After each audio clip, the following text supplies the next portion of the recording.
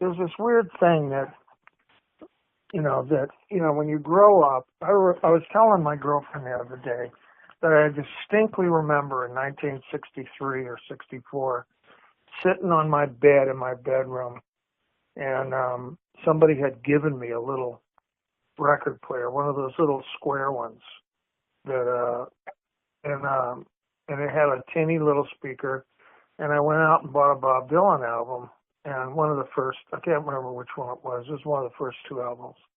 And I distinctly remember sitting there and playing that album over and over again as I did my homework and stuff like that, and thinking, oh my God, look at this fucking guy. And then that album came out with him and Sue Rotolo walking down Green Street in Soho in the wintertime, and I looked at that picture and I thought, holy fuck, look at that chick, I mean, look at the life that guy's leading. Man, that is so cool. I said, I was saying to myself that I'm never going to get anywhere close to that.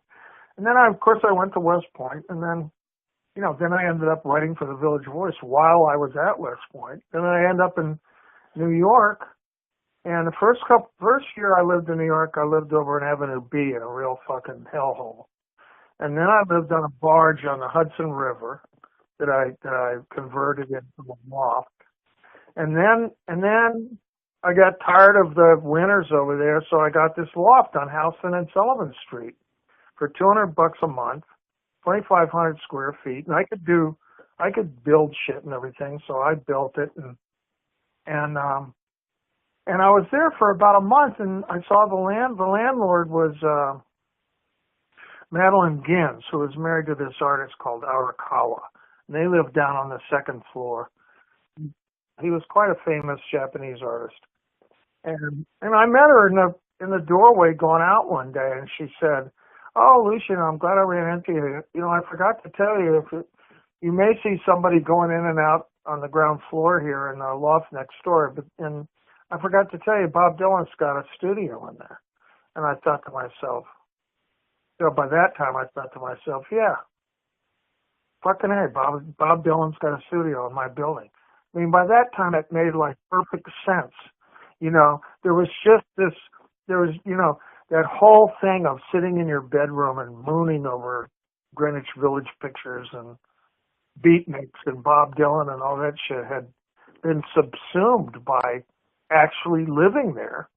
And I wasn't surprised at all. He had a studio in my building, and it was only a few days, and I met him and, talked to him. I helped him load some amps in there one day or something like that. And, and then, I got to know him going in and out of the building, and then when he was doing the Rolling Thunder thing,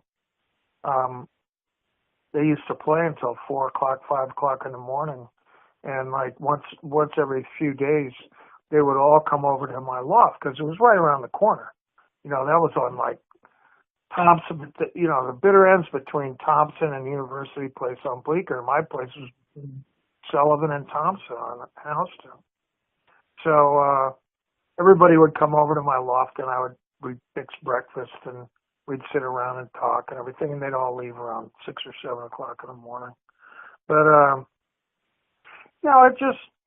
there was something, I don't know exactly how to describe it. In fact, in order to write about it, I'm going to have to think about it for quite a while. But there was something very matter of fact about it.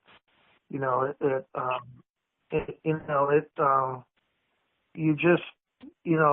got to know people.